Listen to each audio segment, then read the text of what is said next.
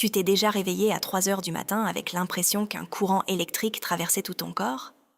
Pas douloureux.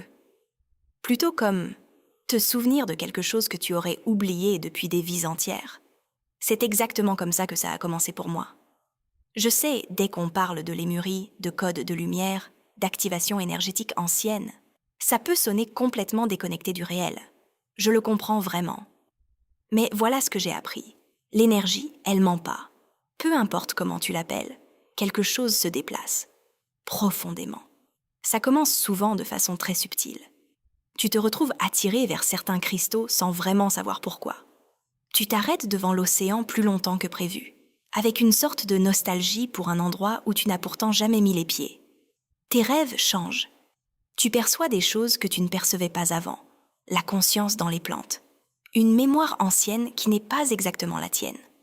Une de mes clientes m'a dit un jour que c'était comme si sa vie avait toujours été jouée à moitié vitesse, et que soudainement, le tempo revenait à ce qu'il aurait toujours dû être. J'ai trouvé ça tellement juste. Alors, si tu vis quelque chose de ce genre, si les appareils électroniques autour de toi se mettent à faire des caprices quand t'es émotionnel, si les lumières artificielles te drainent, mais que le soleil levant te nourrit vraiment, t'es probablement en pleine intégration. Et là, la chose la plus importante, c'est de t'ancrer, pas de t'envoler. Bois beaucoup d'eau, prends des bains de sel, passe du temps en nature, pas juste passer devant des arbres, vraiment t'asseoir, le dos contre un tronc, 20 minutes. Note tes rêves, même les plus bizarres. Surtout les plus bizarres. L'éveil, c'est pas le plus difficile. C'est ce qui vient après.